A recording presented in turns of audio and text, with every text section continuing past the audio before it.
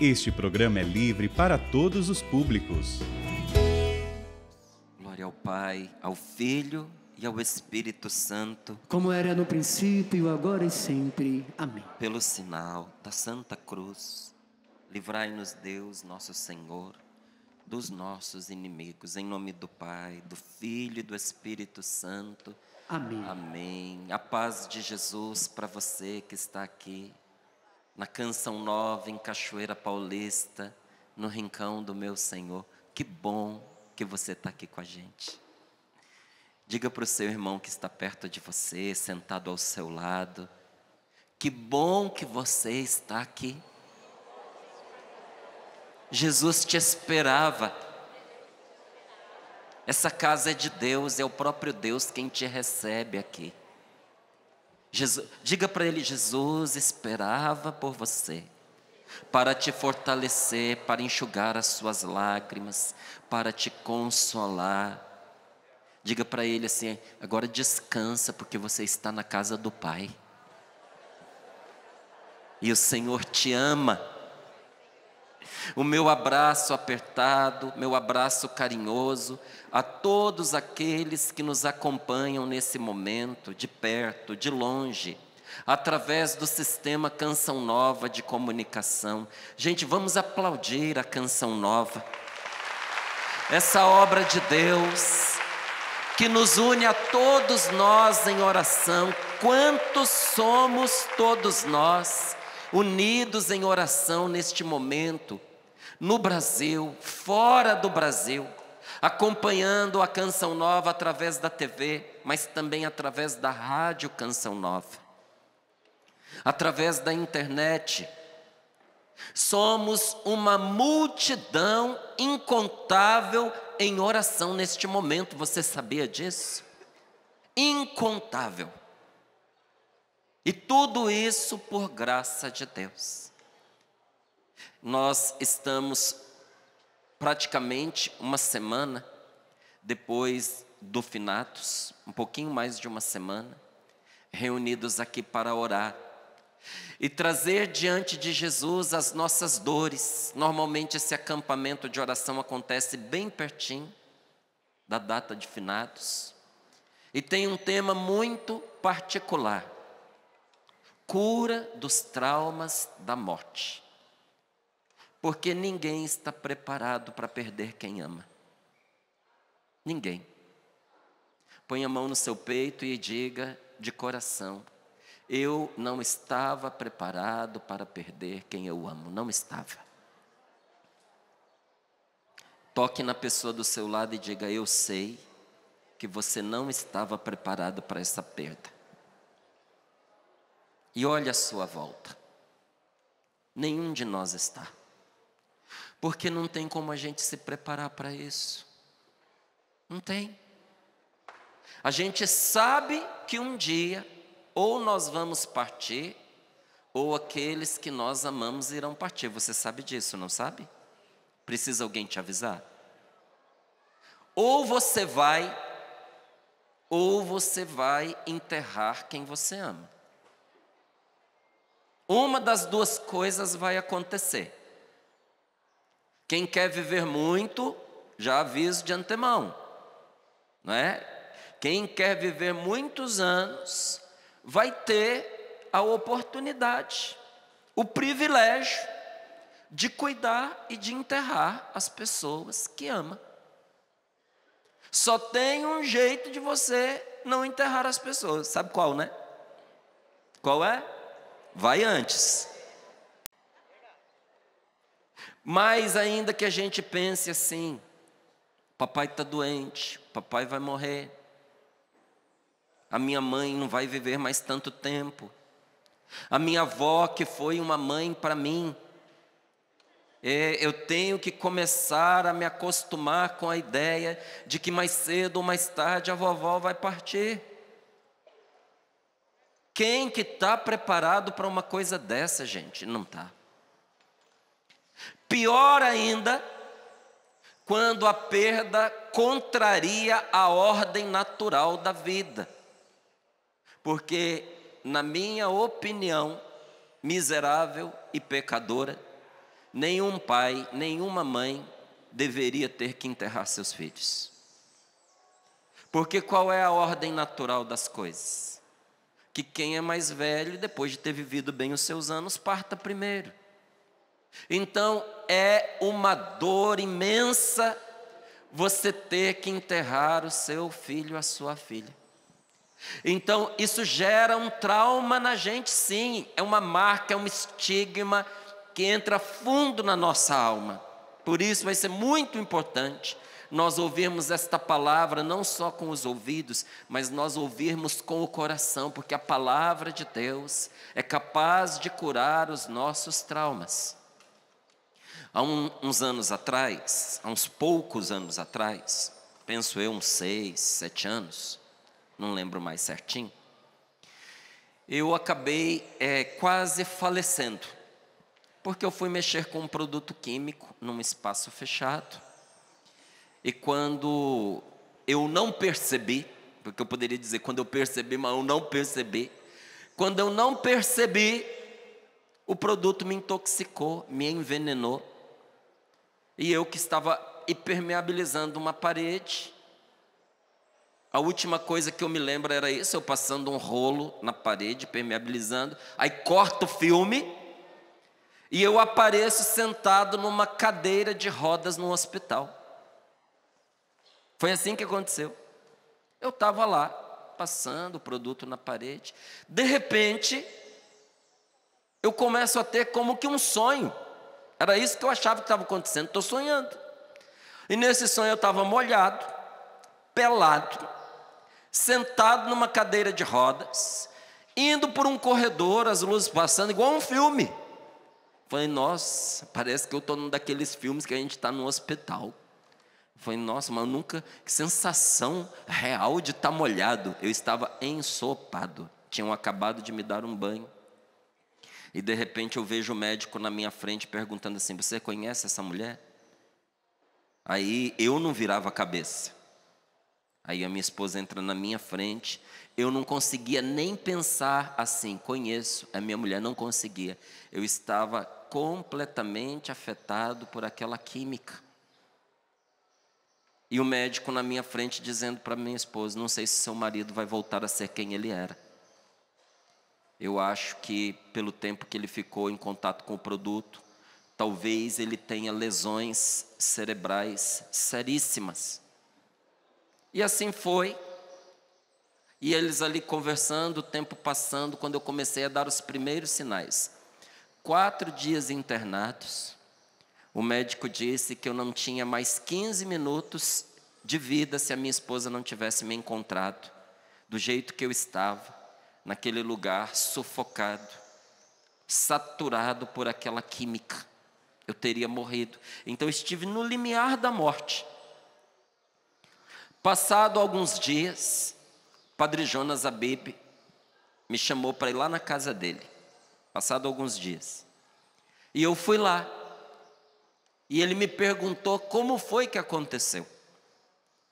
Aí eu contei tudo aquilo para ele, que eu sou bem humorado nessas coisas.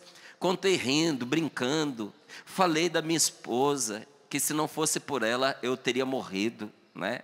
Até brinquei dizendo que quando a gente for casar, tem que casar com uma mulher que dá conta de carregar a gente, porque se não fosse ela me tirar de lá, eu tinha morrido, né? E aí eu brincando e tudo mais. E ele, o Padre Jonas, também muito animado, muito bem-humorado, muito brincalhão. Conversou, acolheu o que eu disse, mas em seguida, antes de eu ir embora, ele disse assim, meu filho, sente-se aqui, porque eu vou rezar por você, porque essas experiências de morte deixam uma marca na alma da gente, um estigma dentro de nós. Vou rezar a Deus pedindo pela sua cura interior, pela experiência que você viveu. E olha, eu não tive assim pavor, porque eu estava inconsciente. Eu apaguei. Só que na alma da gente, a gente passa perto da morte, a gente toca a morte, em nós mesmos ou por meio das pessoas que faleceram. Por isso é muito importante esse encontro de oração que nós estamos vivendo, para que o Senhor nos cure dessas marcas, desses traumas, desses estigmas gerados pela experiência de morte. Por isso eu ouso dizer que você veio aqui porque Jesus trouxe você. Porque Jesus quer fazer por você mais do que o Padre Jonas fez por mim. Jesus quis encontrar você pessoalmente nesse acampamento de oração para curar o seu coração. Você entende isso? Entende que se você se abrir, você vai sair daqui da Canção Nova libertado dessa angústia e dessa tristeza? Quem quer que Jesus toque em seu coração e o cure, levante bem alto a sua mão. Você será curado pela graça de Deus e não vai falhar. Porque nosso Senhor é suficientemente amoroso e poderoso para isso. Por isso, pegue a sua Bíblia, você que está com ela, e escute esta palavra de Deus para você. João capítulo 11, versículos do 28 ao 45. João 11, do 28 ao 45.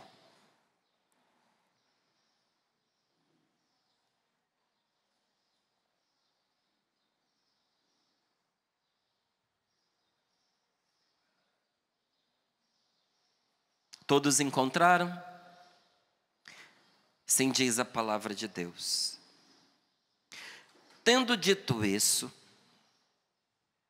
Marta foi chamar Maria, sua irmã, dizendo baixinho: o mestre está aí e te chama.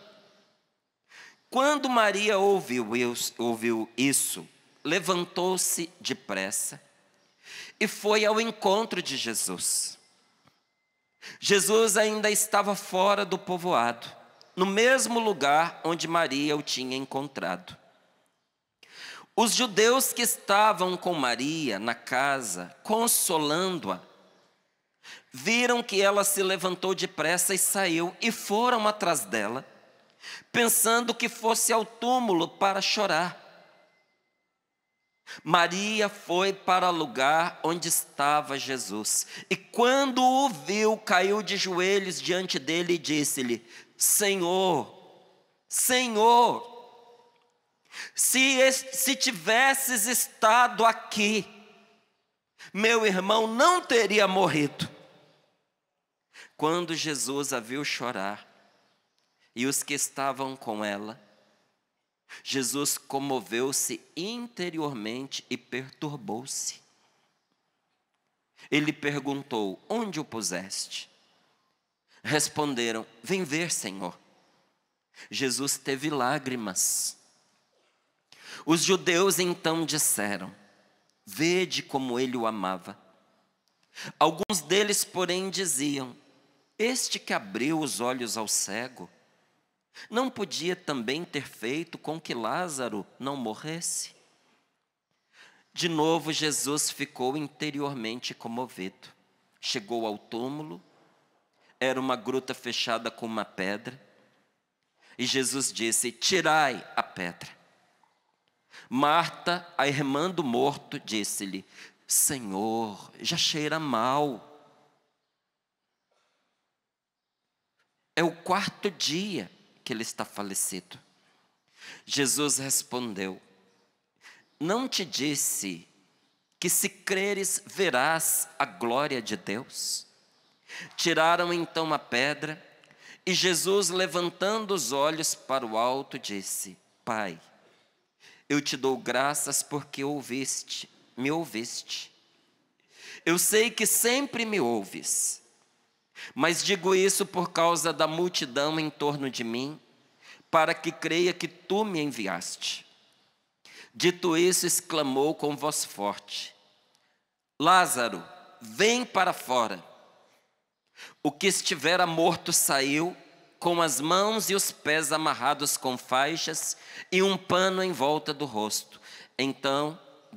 Jesus então disse-lhes: desamarrai-o e deixai-o ir. Muitos judeus que tinham ido à casa de Maria e viram o que Jesus fizera, creram nele. Palavra da salvação.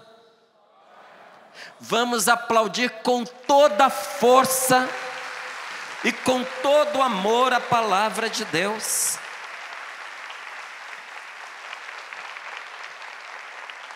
Depois, com o tempo, porque o nosso tempo na pregação é sempre curtinho, depois, com o tempo, você pegue o capítulo 11 e leia todinho para você ver o que aconteceu. Lázaro estava doente. Você sabe qual é a doença que Lázaro tinha? Lázaro tinha lepra. Numa época em que lepra não era curável. Há pouco tempo descobriu-se a cura da lepra, sabia? Há pouco tempo.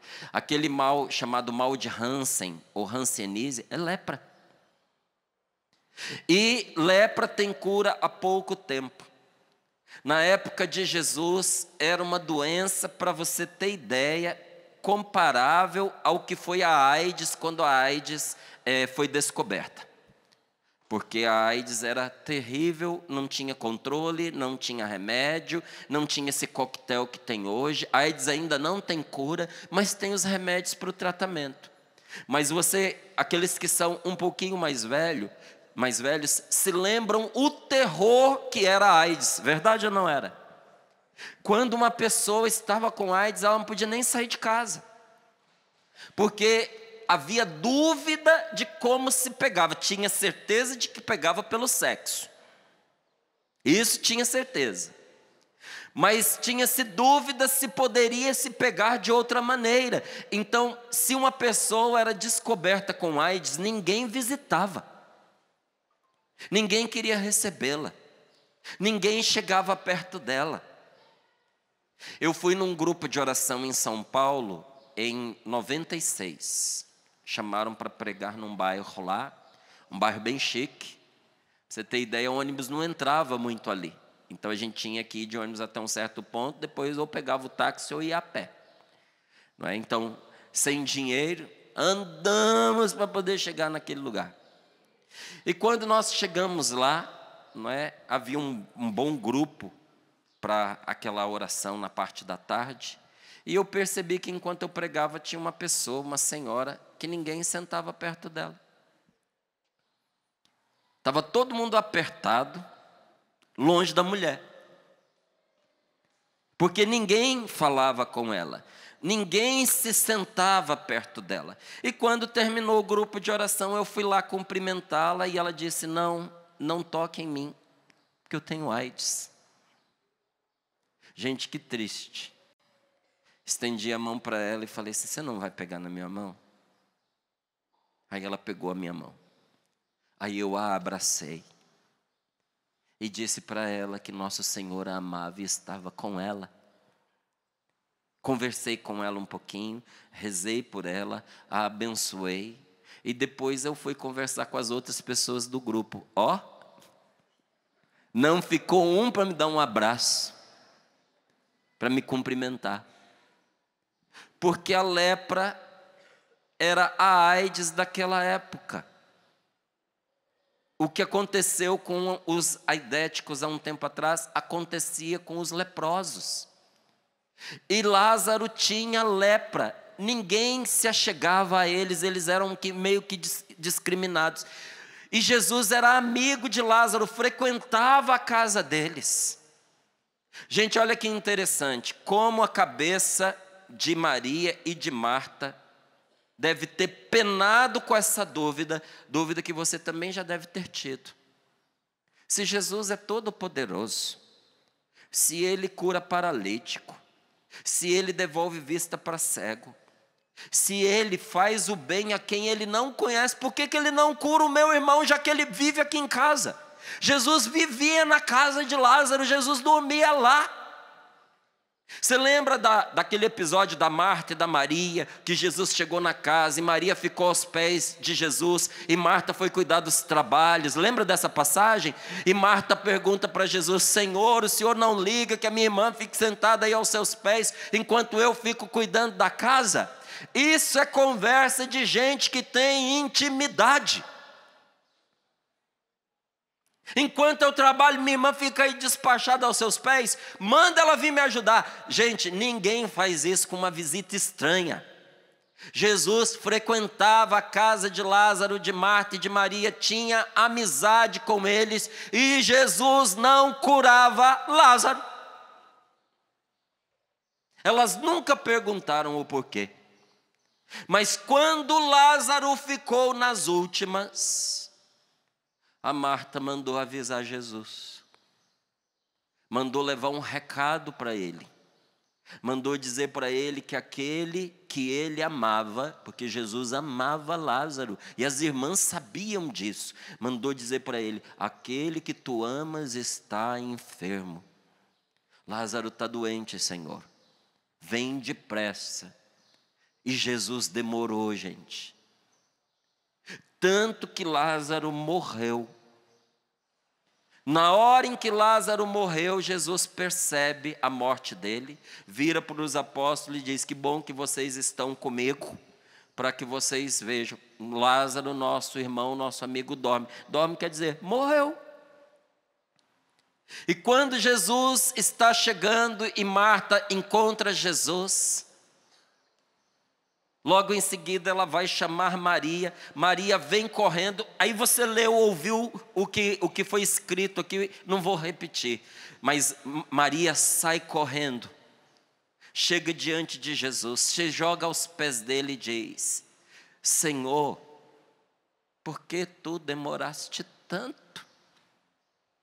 Agora é tarde, meu irmão morreu. Se tu tivesses estado aqui, o meu irmão não teria morrido. Gente, é o desabafo de uma pessoa que está despedaçada pela dor. Olha aqui nos meus olhos. Talvez você tenha perguntado para Deus: Senhor, por que o Senhor não impediu a morte dessa pessoa? Por que depois de tantas orações, o Senhor não atendeu o nosso pedido? Senhor, o Senhor diz que tudo é possível para quem tem fé. A gente teve fé e o Senhor não nos atendeu. Ou será que a minha fé não foi o suficiente? Porque se a minha fé não foi o suficiente, nesse momento em que eu tanto te pedi, essa minha fé então não serve para mais nada. Então eu não sei o que é ter fé. Senhor, se tu tivesses colocado a tua mão e me atendido, este meu querido não teria morrido. Meus irmãos, entendam uma coisa: todos nós vamos morrer. Repita comigo: eu vou morrer. Pode ser que o teu amigo aí não esteja convencido disso, então olha para ele e diga: você vai morrer. Fala, eu preciso ouvir. E diga para ele: e não vai demorar muito não.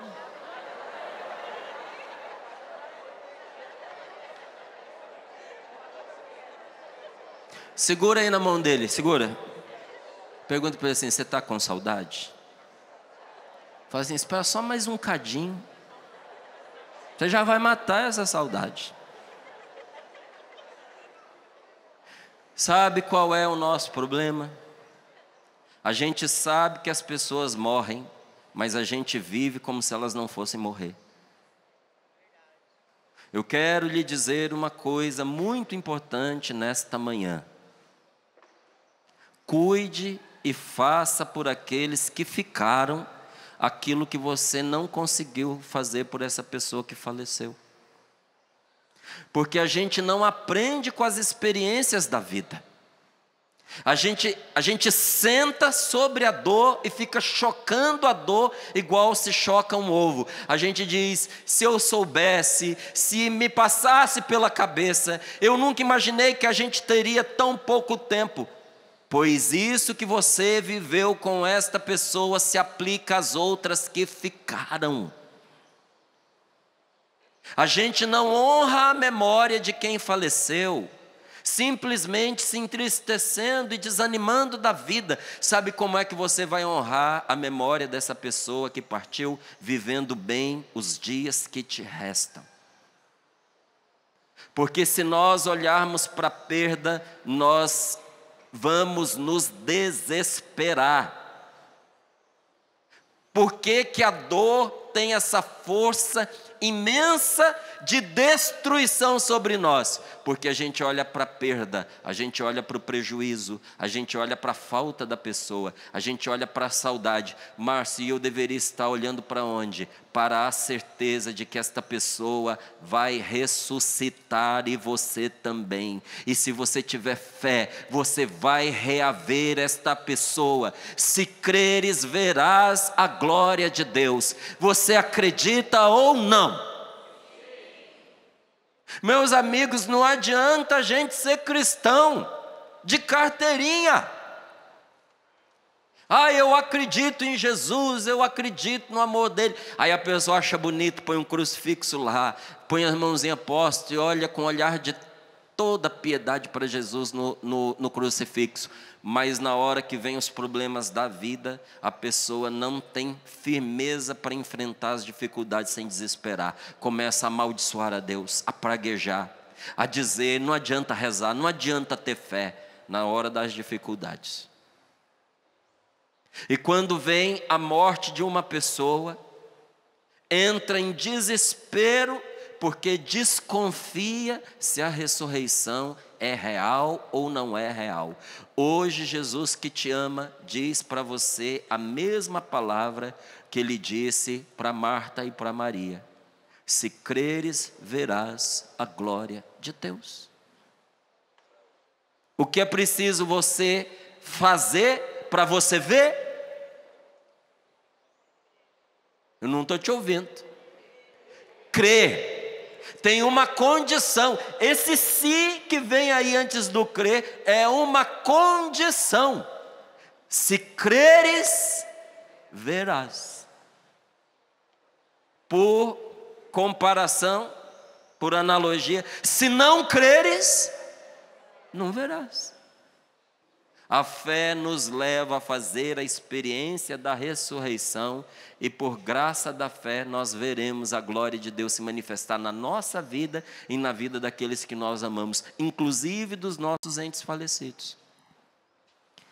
O ano passado, meu pai faleceu. E como eu disse para você, ninguém está preparado para perder uma pessoa que ama. Eu achei que eu estava, eu me preparei, eu rezei, mas eu lembro quando eu estava na mesa da cozinha, com a Rose sentada à minha frente, com os meninos sentados ali ao meu lado, e de repente tocou o telefone. A hora que eu atendi, era minha irmã dizendo: papai acabou de morrer. Gente, nessa hora ali na mesa, eu desabei. Os meus filhos não estão acostumados a me ver chorar. Aliás, eu acho que os meus filhos nunca tinham me visto chorar. Porque eu não sou uma pessoa desses rompantes emocionais, não é do meu perfil. Eu acho tão bonito uma pessoa que explode em gargalhada, que ri a toda hora, que acontece uma coisinha, ela já está emocionada, ela já chora. Eu acho lindo isso, mas eu não sou assim. E quando a gente começa a se comparar com as outras pessoas, isso se torna causa de sofrimento. Você começa a pensar assim: será que eu não sinto nada? Está todo mundo aqui soltando fogos e eu estou na boa. Aí está todo mundo chorando e eu estou em paz. Será que tem alguma coisa errada comigo? Será que eu estou quebrado por dentro? Eu ficava me atormentando até que eu entendi que cada um tem a sua maneira de se alegrar. E cada um tem a sua maneira de se entristecer e de chorar. As coisas comigo vão devagar. A alegria vai chegando aos poucos. A tristeza também. O luto, gente, eu vou vivendo o luto aos bifes, sabe? Quando você fatia o boi aos bifes, é um pouquinho de cada vez. E eu conto isso para você porque talvez você seja que nem eu.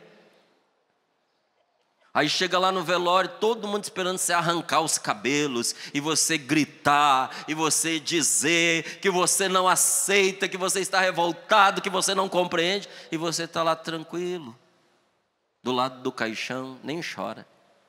Aí tem sempre um miserável, para dizer assim, eu não gostava da pessoa não, olha lá, nem chorou. Todo velório tem um punhado de desocupado que não deveria estar lá, mas vai assim mesmo. Quando meu pai morreu, eu recebi um recado de uma pessoa dizendo, estamos fretando um ônibus para o velório do seu pai. Eu falei, então desfreta porque eu vou mandar barrar. Não é um evento. A pessoa não respeita a sua dor. Você está enterrando seu pai e a pessoa vai montar um ônibus porque você é o Márcio lá da Canção Nova. Para ter um monte de gente do seu lado tirando seu sossego, falando coisas para você no momento em que o seu coração está partido. E mesmo você filtrando, sempre vai gente. No velório do meu pai eu conheci gente que eu nunca vi na minha vida. Parente que eu nunca vi, estava lá. E olha, eu vou te dizer, no momento que a gente vai enterrar uma pessoa que a gente ama, o demônio vem com algumas dessas pessoas, para nos tentar. Você que teve que enterrar alguém, você sabe, é um dos momentos mais difíceis. Todo mundo dá palpite. Tem gente que vem consolar a gente, afunda a gente ainda mais. Tem gente que está vendo a gente enterrando a pessoa e vem cobrar coisa de nós.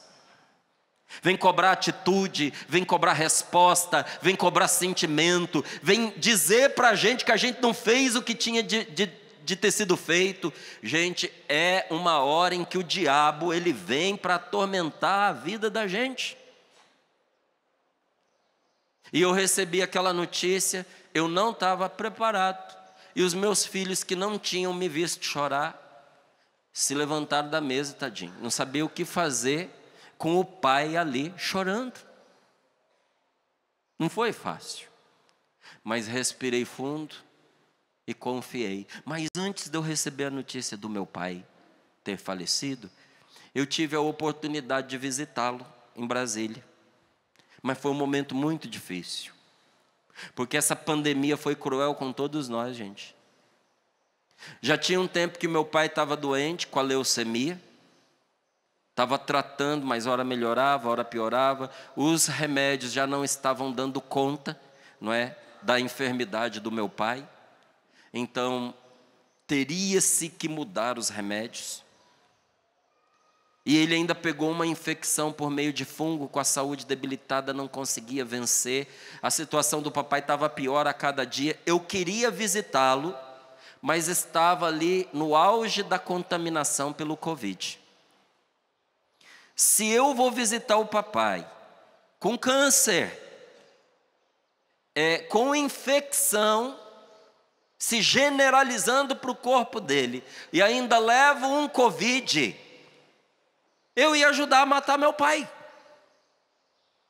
Então eu que já tinha planos de visitá-lo, tive que desfazer esses planos. E como muitos que aqui estão, eu fiquei uns quase 2 anos esperando aquela situação se aplacar para eu visitar o papai. Chega uma hora que Deus avisa para a gente. Por isso a importância da gente andar em comunhão com Deus, a gente respeitar o que o Espírito Santo fala no coração da gente. Chegou uma altura que eu disse para minha esposa, meu pai tem poucos dias, eu preciso visitar o papai. Então já vou me organizar agora, porque esse Covid melhorando ou não, eu vou visitar o papai de qualquer jeito. E tinha um convite para eu pregar um encontro ali nos arredores de Brasília. Falei, vou para esse encontro, porque o grupo que fez o convite se dispôs a levar a minha esposa, os meus filhos. Então tornaria possível financeiramente que a minha família fosse comigo, do contrário não conseguiria. Então organizei com antecedência, e quando faltava assim, pouco mais de um mês, eu avisei minha família. Eu falei, em tal data eu vou visitar o papai. Olha como o diabo ele é astuto. Na hora em que eu aviso a minha família preocupada inclusive com a saúde do papai, confere com o médico se eu posso ou não visitá-lo.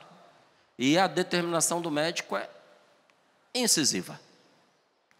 Que ele não venha, porque ele vai para o aeroporto, ele vai encontrar muita gente, o seu Benedito está com a saúde debilitada, ele não vai poder encontrar o pai. Se ele vier, não vai visitá-lo. Só que eu não estava perguntando. Eu estava dizendo que eu iria, eu não perguntei para ninguém. Ouvi com respeito o que estava sendo dito e avisei. Não é uma pergunta, eu estou indo. Ah, tá. Ah, então você está vindo, está decidido, a data que eu vou é essa e eu irei. Então tá bom, está decidido, está decidido. Quando passaram-se mais alguns dias, os mesmos que tiveram dificuldade de entender que eu precisava ir, começaram a acelerar o meu passo e a dizer, tem que vir agora, primeiro não era para vir. Agora tem que vir de imediato. É ou não é para a gente ficar louco? Eu disse, eu não tenho condições de ir com a família, pagando o próprio bolso. De imediato assim, é 15 mil reais. Quem tem esse dinheiro para gastar assim, ó? Eu não tenho. Comecei a perguntar, você tem? Você disse, não, não tem. Então, é na data prevista. Mas, gente, você imagina, seu pai morrendo, você angustiado e ter que esperar. Chegou o dia do encontro. Fui para o encontro ali na região de Posse, no Goiás. E no momento em que eu estava terminando o encontro, era a última oração. E o Espírito Santo conduziu aquela oração para ser uma oração de combate espiritual. Normalmente, quando a gente termina o encontro, é agradecimento, é louvor, é alegria. Mas a oração se transformou numa luta espiritual. Foi maravilhosa, foi libertadora, mas quando eu desliguei o microfone, dentro do meu coração, eu ouvia Deus dizendo, se prepare, porque está vindo coisa aí para você. Tocou o telefone, atendi, era minha irmã dizendo, mano, onde é que você está? Eu falei, estou a 4 horas de vocês, já estou chegando. Ela disse, você não vai pegar o papai vivo. Você não vai se despedir do papai. Papai acabou de ter uma parada cardíaca. Ela falou, eu fui jogada para fora da UTI. Estão tentando reanimar o papai, ela em prantos. Meu irmão querido, eu sei o quanto você queria vê-lo, mas você não vai conseguir. Gente, quem passou por isso sabe o que é. Eu respirei fundo e eu te digo, nesta hora é a fé da gente que põe a gente de pé. Nesta hora, com toda a calma, eu pedi 2 coisas. Uma para minha irmã e outra para Nossa Senhora. Para minha irmã eu disse, mana, se o médico sair com a cabeça fora da UTI para respirar, eu preciso que você me faça um favor e me prometa que você vai fazer. Você vai pegar esse médico pelo colarinho, vai dizer para ele, doutor, meu irmão está chegando. Mantenha o meu pai vivo até o início da tarde, pelo menos. Falei, você faz isso por mim, mano? Ela disse, Márcio, se ele sair, eu faço o que você está me pedindo, você pode confiar. Desliguei o telefone e falei com Nossa Senhora. E eu disse, Mãe de Jesus e minha mãe, eu vim aqui para servir o teu filho. E agora eu te peço pelo meu pai. Quando aconteceu as bodas de Caná, a hora de Jesus não tinha chegado e a senhora interferiu. E Jesus obedeceu o que a senhora pediu. transformou a água em vinho quando não era para ele fazer milagre. Eu falei, então eu sei que a senhora consegue antecipar as horas. E se a senhora consegue antecipar, a senhora também consegue atrasar. Não é à toa que chamam a senhora de porta do céu. Então, se o meu pai tiver que morrer, vou falar para a senhora fechar a porta, porque ele não pode ir antes de eu entrar, de eu chegar. E pedir, minha mãe querida, a senhora pode tudo. Eu não estou pedindo que, tendo chegado a hora do meu pai viva, não estou pedindo isso, porque às vezes a hora do papai descansar chegou. Mas estou pedindo à senhora uma graça que para a senhora é pequena, a senhora consegue fácil. Faz o meu pai esperar por mim. Entrei no carro, no caminho de Posse para Brasília, toca o telefone. Você imagina, toca o telefone, onde é que o coração vai, né, gente? Atendi o telefone, era minha irmã. Ela disse, mano, fiz o que você pediu. O médico saiu da UTI, peguei ele pelo colarinho e pedi para ele, o jeito de dizer, né? Pedi para ele manter o papai vivo. O médico chorou na minha frente, porque tinha pouco mais de 2 semanas que ele tinha enterrado o pai dele, e tudo que ele queria é que alguém fizesse o pai dele esperar para ele poder falar com o pai, abraçar o pai, e não teve. O médico chorou e disse que faria tudo que estivesse ao alcance para que o papai pudesse esperar você. Aí agradeci a ela por isso e disse, estou chegando. Daqui a pouco toca o telefone de novo coração lá na garganta. Aí a minha irmã, mano, aconteceu uma coisa muito estranha. Eu falei, o que aconteceu? Ela falou, eu entrei no quarto do papai, porque os médicos conseguiram estabilizá-lo. O papai está estabilizado. Eu entrei no quarto do papai, fiquei atrás da maca dele. Do nada, o papai, que não fala, não reconhece, está inconsciente, não tem assim movimentos coordenados, voluntários, conscientes. O papai do nada senta na cama e diz assim, Nossa Senhora fechou a porta e deitou de novo. Aí ela disse, no começo, mano, eu fiquei feliz porque eu pensei que é porque Nossa Senhora fechou a porta para o papai te esperar. Mas eu conversei aqui com a nossa irmã e ela disse que acha que pode ser que o papai não entre no céu. E a gente está aqui discutindo o que isso significa. Gente, ter escutado exatamente aquela palavra que foi dita pela boca do meu pai. Nossa Senhora fechou a porta. Ele morreu e voltou,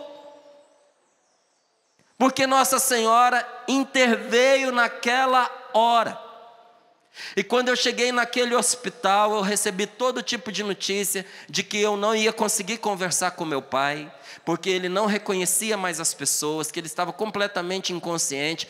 Eu fui pelo caminho recebendo todo tipo de má notícia que você não consegue imaginar. É para pôr a fé da gente lá embaixo. Por isso que a gente tem que ter uma fé treinada. E essa perda que você sofreu é uma oportunidade para você firmar a sua fé. Quando eu entrei no quarto do papai, ele estava do jeito que todo mundo tinha me dito, inconsciente, prostrado, amarrado para não arrancar ali os tubos e os drenos e os acessos à veia. Meu pai estava todo enfaixado, igual o Lázaro. Triste você ver o seu pai numa situação como aquela. Mas eu me aproximei dele, coloquei a mão no peito dele, ele que estava inconsciente e não conversava com as pessoas há muitos dias. Coloquei a minha mão no peito dele e disse, benção, pai. Ele abriu os olhos e disse, Deus te abençoe, meu filho. Para você ter ideia de que não foi um impulso, meu pai olha para mim e diz assim, a Rose veio? Falei, veio. Os meninos vieram? Falei, vieram também. Aí ele disse, cadê os meninos? Falei, pai, a UTI só entra um de cada vez. E ali eu conversei com meu pai. Disse para ele o quanto eu o amava. Disse para ele não se preocupar, porque o nosso passado estava todo acertado. Que se ele tinha alguma preocupação, que ele ficasse em paz. Porque ele, com as qualidades e os defeitos que ele teve, ele era o pai que eu precisava para ser quem eu sou. E eu disse isso para ele do fundo do meu coração. Eu não precisava de um pai perfeito, eu precisava do Senhor.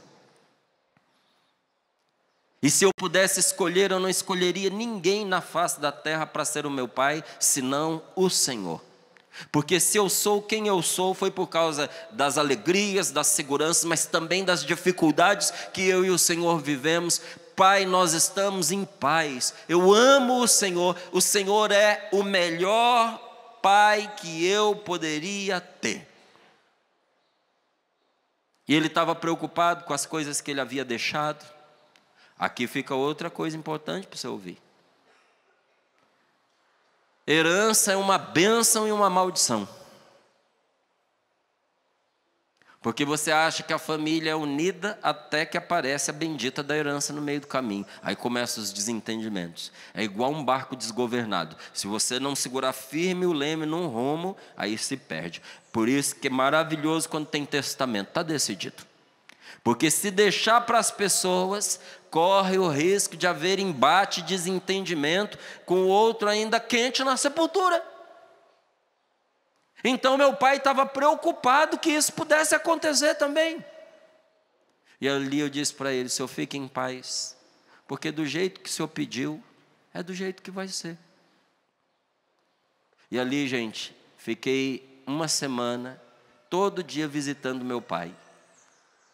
Chegou a gerar até uma certa revolta nas pessoas, porque eu tive que filmar para mostrar que o papai conversava comigo, porque ele não conseguia conversar com mais ninguém.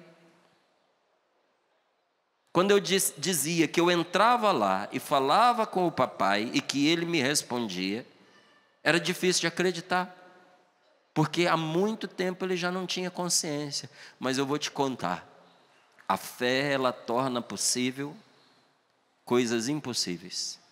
Meu pai conversou comigo, pouquinho, mas ele me reconheceu, ele me abençoou, abençoou a minha família, cantou,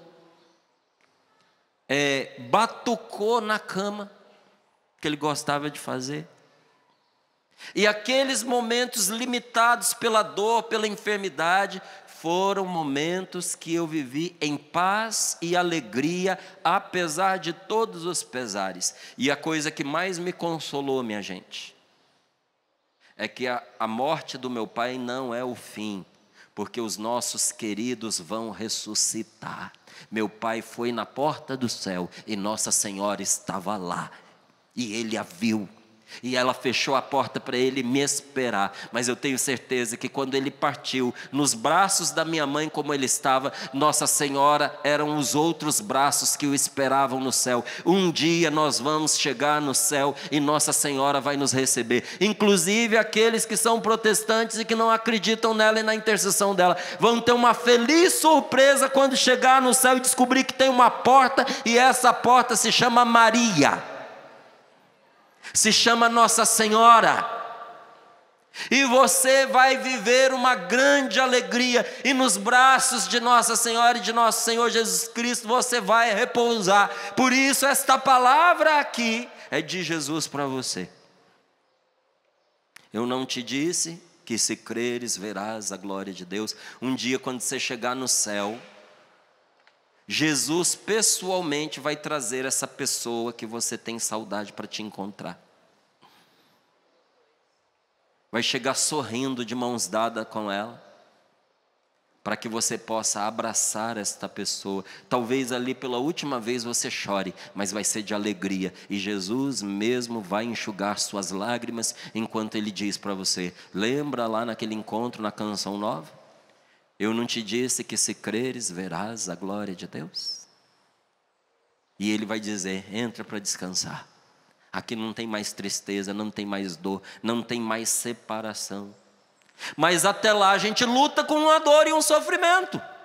Porque Maria e Marta não podiam entender o que o seu Senhor estava fazendo. Elas não conseguiam entender. As duas, depois leia ali o capítulo 11. As duas disseram a Jesus: Senhor, se tu estivesses aqui, o meu irmão não teria morrido. Parece que atrás de tudo isso, nós podemos ver o que elas estão pensando. Senhor, nós não entendemos por que o Senhor demorou tanto. Quantos nós que estamos aqui, gente, tiveram essa impressão? Por que eu demorei tanto para me voltar para Deus? Por que eu demorei tanto para encontrar a Deus?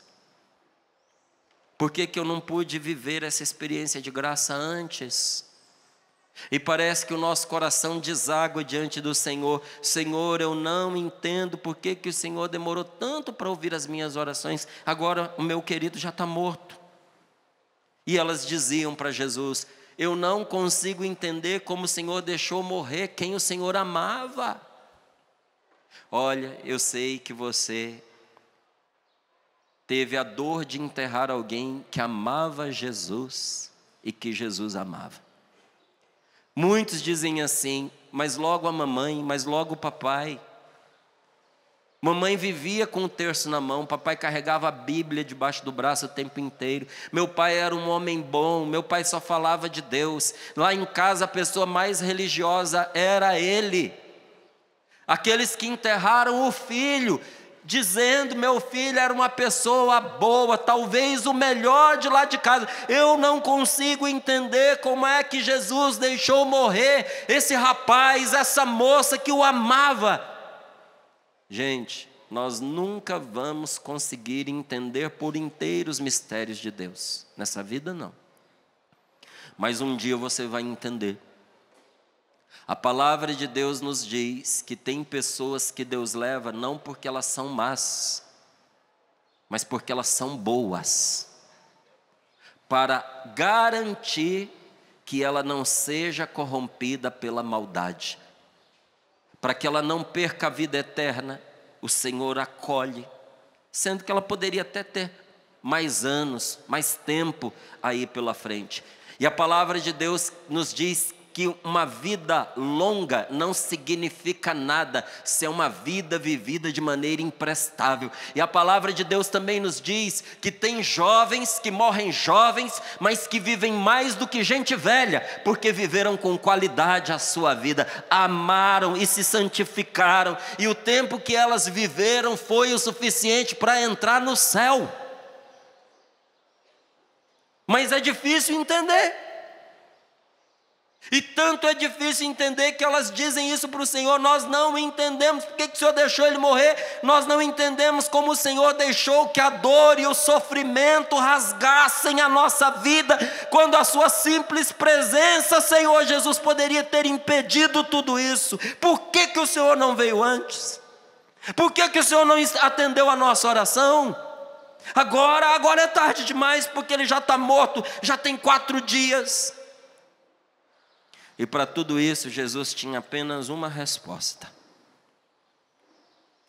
A resposta que Ele está dando para você. Diga para mim, Lázaro ressuscitou? Sim ou não? E continua vivo? O que aconteceu com ele? Morreu. Mesmo que nosso Senhor impeça a morte da pessoa que você pediu por ela. Por quanto tempo mais? Quem de nós aqui é capaz de determinar qual é o momento que Deus deve ou não levar, por exemplo, um filho? As mães, levantem a mão aqui, por favor, bem alto. Mães, quem é mãe? Isso. Se você pode abaixar, se você soubesse que se o seu filho continuasse vivendo, ele iria cometer um crime que tiraria o céu dele, e por causa disso ele iria para o inferno. E Deus desse a você a possibilidade de escolher entre Deus levá-lo mais cedo e garantir para ele o céu, ou deixar que ele vivesse uma vida longa, mas com isso ele perdesse a salvação. Qual seria a sua escolha?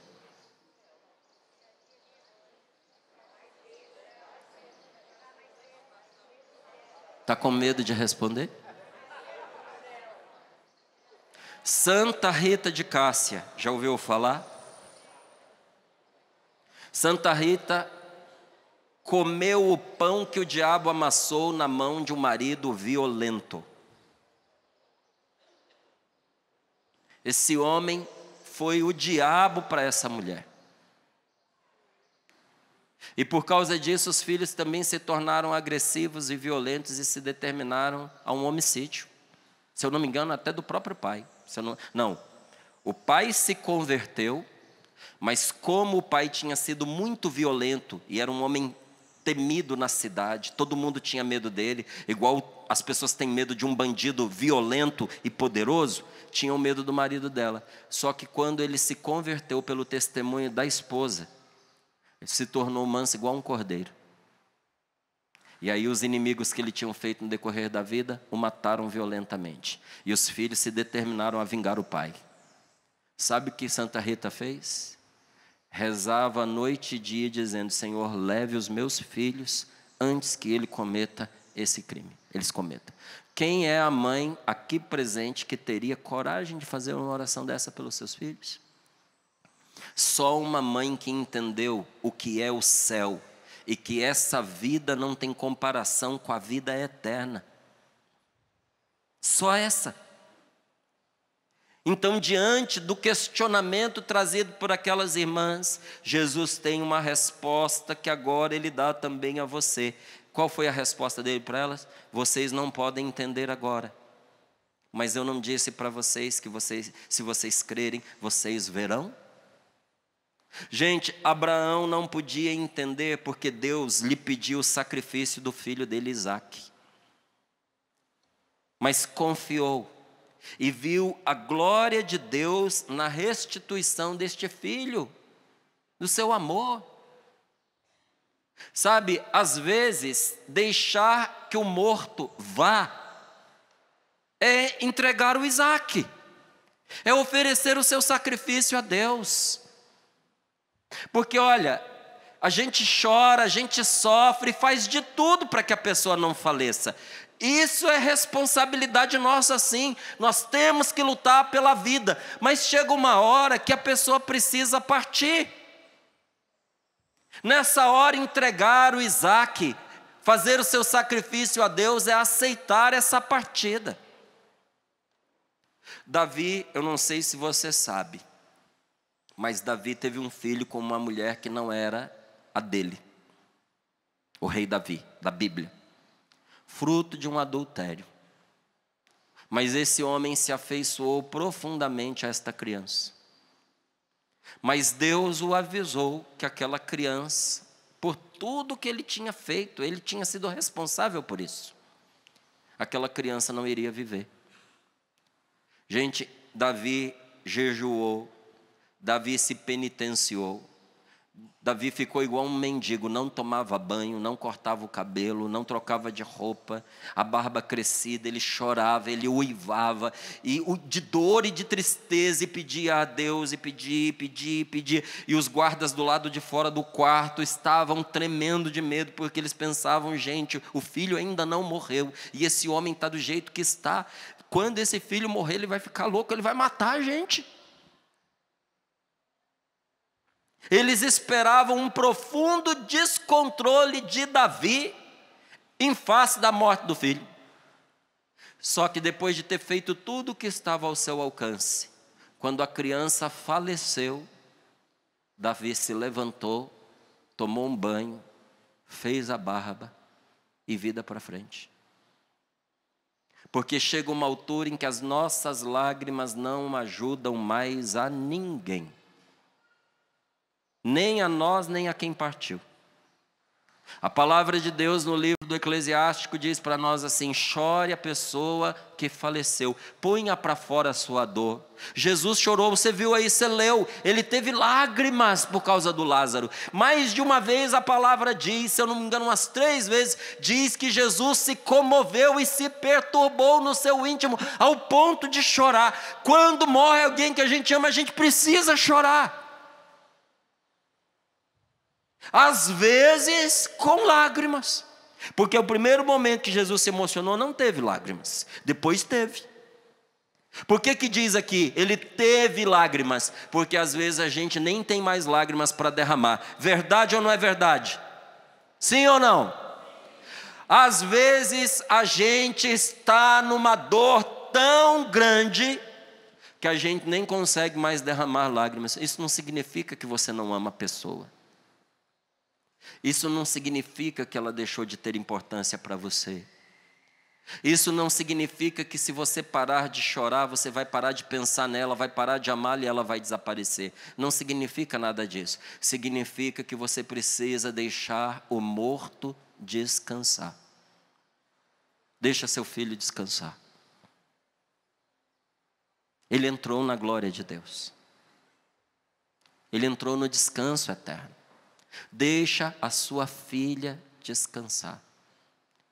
Márcio, tanta coisa que podia ter acontecido, tantas realizações, tantos sonhos. Minha querida, meu querido, os nossos sonhos nessa vida não tem comparação com a vida que nos espera. Ó, você casou, teve filhos, viveu. Você já pensou se a sua existência fosse reduzida apenas a essa experiência que você teve? Diga para mim, é pouco ou não é pouco demais para você? Para mim é. Deseje para os seus filhos mais do que sonhos terrenos. Deseje o céu. Porque tem coisas que, olha, às vezes vai custar a vida da gente para a gente não perder o céu. Eu não posso ensinar os meus filhos simplesmente a terem um caminho de vida longa aqui na terra. Eu tenho que ensinar os meus filhos que, se houver alguma situação na vida em que, para não perder o céu, eles terão que enfrentar a morte, que enfrentem com coragem, como homens e mulheres de verdade, que têm a sua fé em Jesus Cristo, que acreditam que nossa passagem por esta terra é por um tempo, e que nós não vamos sacrificar a eternidade por causa de uns poucos dias. Quem concorda, levanta a sua mão e diga comigo: eu não vou sacrificar o céu por causa de alguns anos mais. Eu não quero simplesmente a realização dos meus sonhos. Eu quero o céu. Diga para o seu irmão: e você precisa do céu. E você precisa ir para o céu. Diga para ele: tenha saudade. Chore quem você perdeu. Mas depois enxugue as suas lágrimas, levante a sua cabeça e viva de uma maneira que você vá para o céu, para encontrar esta pessoa. Gente, Moisés não podia entender os seus 40 anos em Madiã. Moisés ficou 40 anos no deserto curtindo uma certa depressão. Mas ele confiou em Deus, mais do que na sua capacidade limitada. E depois de 40 anos vivendo como morto-vivo, Moisés, pela força do Espírito Santo, pela força de Deus, tirou o povo do Egito. Libertou uma nação inteira. José da Bíblia, o José do Egito, não o José, esposo de Nossa Senhora. O José do Egito não podia entender a crueldade dos seus irmãos, que entregaram ele, que venderam ele como escravo. Você já viu irmão entregar irmão? Tem. Irmão vender irmão? Tem. Enquanto alguns choram a morte do irmão querido, os irmãos de José estavam com pedras na mão para matá-lo. Aí um iluminado disse assim: não vamos derramar o sangue dele não, que isso vai virar uma maldição contra nós. Não tem uma cisterna seca aqui no meio do deserto? Ninguém passa por aqui. Põe ele na cisterna e ele morre sozinho. Como se isso não fosse matar, né? Deixa ele aqui, vai morrer de sede, vai morrer de fome, ele não tem como sair da cisterna. Aí todos concordaram. Só que enquanto eles iam descendo José na cisterna seca, estava passando uma caravana de mercadores árabes que estavam indo para o Egito. E um deles cutucou o outro e disse assim: para quê? Vamos vender ele, que a gente ainda ganha umas moedinhas. Venderam o irmão por 30 moedas de prata. Mesmo preço que Judas depois vai vender Jesus. Chegando no Egito, para você acha que a sua situação é ruim? Você acha que você sofre com os outros? Então me conta, por quanto que os seus irmãos venderam você? Aí quando José chega no Egito, e ele cai nas graças de um patrão, a sem vergonha da mulher do patrão se apaixona por ele. Mas não quer casar com ele, quer transar com ele. E diz: eu faço com você, ninguém está vendo, não conto para ninguém. A hora que o meu marido sair, seu patrão, você vem e deita comigo. E José, por ser um homem íntegro, porque graças a Deus homens de verdade ainda existem, gente. Ele preferiu correr o risco da morte a fazer o que era errado. Ele preferiu abrir mão daquele prazer, porque era um prazer, e de cair nas graças daquela mulher, perdendo assim a graça de Deus. E quando ele tentou fugir dela, porque da tentação se foge. Tem gente que diz: eu sou forte, eu vou enfrentar a tentação. Eu vou lá no quarto dessa mulher, diante da cama dela, e vou dizer para ela que eu não vou deitar com ela. Sabe o que José fez? Se você pensa assim, José é mais inteligente que você. Que a hora que ela armou para o lado dele, ele correu, mas correu com força, ao ponto dela só conseguir agarrar o manto dele. Com esse manto que ela pegou, ela saiu gritando: estupro, estupro. Ele aproveitou que o meu marido saiu para me estuprar. Pegou 7 anos de cadeia por causa disso. Por fazer o que era certo. Muitos anos na prisão. Lá tinha mais 2 presos com ele. José disse: eu vou falar para vocês o que vocês precisam fazer para poder sair da cadeia. Mas quando vocês saírem, vocês falem com o rei a meu respeito, por favor. Eles concordaram. José ajudou os 2 a saírem. Nenhum falou com o rei. Continuou lá, mofando. Mas apesar de tudo, José confiou. E ele viu Deus naquilo que aconteceu. Você vai ver Deus nas coisas que estão acontecendo com você e que você não entende. Um dia você vai dizer: bendito seja Deus, que mesmo naquela hora de dor estava conosco. Jacó não podia entender a estranha providência que permitiu que José, seu filho, fosse arrancado dele. Jacó era o pai de José. José foi vendido pelos seus irmãos, ele era novinho, foi arrancado ao amor do pai. Jacó recebeu dos irmãos de José a notícia que ele tinha sido devorado por uma fera. Jacó enterrou José, sendo que José estava vivo. Mas ele continuou confiando em Deus, ele não se revoltou por causa disso. E sabe o que aconteceu? Teve a alegria de ver o seu filho governador do Egito. Talvez seja assim na sua vida. Você diz: eu não entendo porque Deus deixou este meu ente querido ser levado. Eu não entendo porque Ele permitiu que a aflição me castigasse. Eu não entendo esses caminhos tortuosos pelos quais o Senhor está me guiando. Eu não entendo porque foram desmantelados os planos que eu achava tão bons. Eu não entendo porque a graça de que eu preciso está demorando tanto para vir. Meu amigo, minha amiga, você não tem que entender todos os caminhos de Deus. Você não tem que entender todas as maneiras que Ele dirige a sua vida, porque mesmo que você queira, e mesmo que Deus queira, tem coisas que a gente não consegue. De novo, levanta a mão bem alto quem tem filhos. Seu filho, sua filha já teve 2, 3 aninhos de idade? Já? Se você tivesse a oportunidade de que o melhor cientista de astrofísica viesse ensinar para o seu filho a teoria, não é? A respeito, por exemplo, da fusão atômica, seu filhinho de 2, 3 anos. Explicar para ele como é que foi feita uma bomba atômica, o que é fissão nuclear,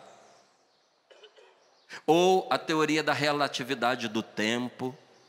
Seu filhinho de 2 ou 3 aninhos seria capaz de entender? Não? Não seria culpa do professor? Que não tem capacidade para ensinar para uma criança de 2, 3 aninhos uma coisa tão fácil? Por que a criança não entenderia? Porque falta para ela capacidade para isso, estrutura, condições para isso. Na qualidade em que nós estamos hoje, por mais pedagógico que Deus seja, não é que Deus não queira te ensinar, não é que Ele não possa te ensinar. Eu e você somos limitados para compreender os mistérios de Deus na nossa vida, ainda que Ele os desvele diante dos nossos olhos. Olha, para você ter ideia, quem não é capaz de entender os 10 mandamentos e entender que esses mandamentos são um seguro de vida e de céu para nós, nós que pomos em questão o que Deus nos dá como ordem e determinação, porque a gente não consegue compreender algo simples como não pecar contra a castidade, não cobiçar a mulher do próximo, não tomar o nome de Deus em vão, amar a Deus sobre todas as coisas. A gente não consegue aquilo que está dentro da nossa capacidade. Tem gente que você senta diante da pessoa, explica, e a pessoa não se convence de algo que para nós é óbvio, mas que às vezes até a gente tem dificuldade em compreender. E nós queremos de Deus os mistérios que a gente não compreende. Deus não espera que você entenda tudo. Do mesmo modo que você não espera que o seu filhinho entenda tudo. O que você espera do seu filho? Que ele confie em você, sim ou não? Quantos estão aqui, pegaram o filho pelo braço como eu fiz, chamou num cantinho e disse: meu filho, eu não quero mais você convivendo com aquele menino. Quem já fez isso alguma vez na vida, levante a mão bem alto para eu ver. Dá um tchau aí, ó. Quem não fez, aprenda com quem fez. Porque às vezes, para preservar o seu filho, você tem que subtraí-lo a certas amizades. Porque você pode educar o seu filho, mas como é que você vai educar o filho do outro? Ai, Márcio, que discriminação, porque você vai tirar o filhinho da convivência com o outro. Se o pai do outro está ensinando ele a ser um encebado, um sem vergonha, um bandido, como é que você vai interferir na educação daquele menino? Você pode até acolher, você pode até ajudar, mas o convívio do seu filho com uma pessoa que está caminhando para a perdição vai arrastar o seu filho com ele. Mas um absurdo essas pessoas que discriminam um jovem que usa droga. Eu tenho pena, eu tenho compaixão. E tenho amigos ex-dependentes químicos. Fui pregar aqui na Arquidiocese de Aparecida, e havia uma casa inteira de recuperação lá, participando do encontro. Mais de 30 pessoas. Que sofreram com a droga, que sofreram com o alcoolismo, e que continuam sofrendo, lutando, e todos os dias se decidindo por não usar. Não é discriminação com as pessoas, gente. É com a desgraça que a droga pode fazer na vida de alguém. Então, em nome do politicamente correto, ai, tadinho, deixa o filho conviver com ele. Um dia vai dar droga para o seu filho. E dependendo da fragilidade do seu filho, não vai precisar usar mais que 2 vezes para ficar viciado. Na segunda vez já está viciado. Por isso, vai ter momentos que o seu filho, sendo muito pequeno, não vai dar para você explicar tudo isso para ele. Você vai ter que simplesmente chegar para o seu filho e dizer: não quero mais que você fique com essa pessoa. E nessa hora, o que você espera que seu filho faça? Não estou te ouvindo. Não estou te ouvindo. Que ele te obedeça, porque confia em você. Chegou um ponto na minha vida, meus irmãos, que os meus filhos não me questionavam mais. Queriam entender, mas não questionavam mais, porque eles haviam aprendido a confiar no Pai por causa das muitas e muitas experiências em que eles tinham uma opinião diferente, mas lá na frente eles viam: o que o meu pai me disse me salvou, o que o meu pai me disse me ajudou, meu pai é digno de confiança, por isso eu vou obedecer o meu pai. Hoje é assim, não foi à custa de pancada e de ameaça e de chantagem, foi à custa de confiança. Olha aqui nos meus olhos, por favor. Quero dizer isso olhando nos seus olhos. Confie no seu Pai. A pessoa que você teve que se despedir, você a amava muito? Deus a amava e a ama porque ela está viva. Mais do que você a ama. Você salvaria essa pessoa que faleceu se você pudesse? Deus não só salvaria, como eu creio firmemente que salvou, porque o que você não pode, Deus pode. Márcia, por que você diz que salvou? Porque você está aqui e tem uma promessa de Deus que diz: crê no Senhor Jesus e será salvo tu e a tua família. Essa salvação não disse que era a partir do momento em que você crê. Ele diz às pessoas da sua família, então funciona para trás também. A nossa vida em Deus opera em favor da salvação dos nossos já falecidos. Por isso que a igreja reza pelos nossos mortos. Se não tivesse nada a se fazer por eles, não se rezava. Se tivesse tudo acabado, acabou, é céu ou é inferno, acabou. Então para que rezar? Se já está determinado, que diferença faz a sua oração? A nossa igreja é sábia e sabe que Deus não está no tempo, Ele está na eternidade. E a oração que você faz hoje alcança a pessoa na hora da morte dela. Mas a morte já aconteceu, para Deus não tem tempo. Esta oração que Deus já sabia que você ia fazer, Ele aplica em favor dessa pessoa naquela hora. Existe um mistério de salvação que envolve a todos nós. Entrar esse mistério, às vezes complica. Então simplifica, Márcio. Simplifico. Está preparado para ouvir a simplificação? Está preparado? Pergunta para o seu companheiro, está preparado? Então escuta, fala, ouve. Vou lhe dizer. Confia no Pai. Porque o Pai que ressuscitou Jesus ao terceiro dia dos mortos, um dia vai pôr a mão dele sobre você e vai dizer: levanta, meu filho, levanta. Que você já descansou demais nessa vida aqui. Agora é hora de você descansar no céu. Entra para a glória do seu Senhor. Vamos ficar de pé. Põe as mãos sobre o seu coração. E deixe o Senhor te consolar. Um dia você verá a glória de Deus nas coisas que você não entende. Só não desista de Deus, porque Ele não desiste de você. Diga, um dia eu vou entender.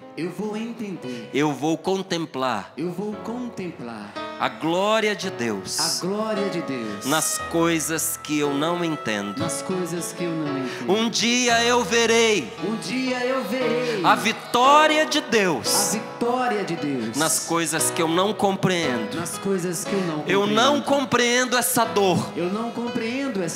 Mas eu a ofereço aos pés da cruz de Jesus. Como foi oferecido Isaac. No altar diante de Deus. Eu entrego a Deus. Eu confio em Deus. Eu aceito o consolo de Deus. Levanta bem alto os seus braços e diga: Senhor, eu aceito a paz que o Senhor está me dando agora.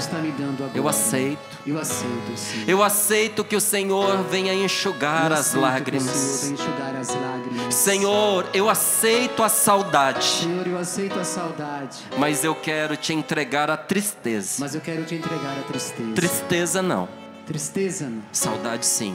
saudade sim. E agora fala com Jesus um pouquinho e pede para Ele levar um recado seu para esta pessoa que você ama e faleceu. Diga para Ele o que você quer que Ele fale para ela. Declare aquele amor que você queria na última hora e não deu tempo. Peça aquele perdão que você queria pedir e não foi possível.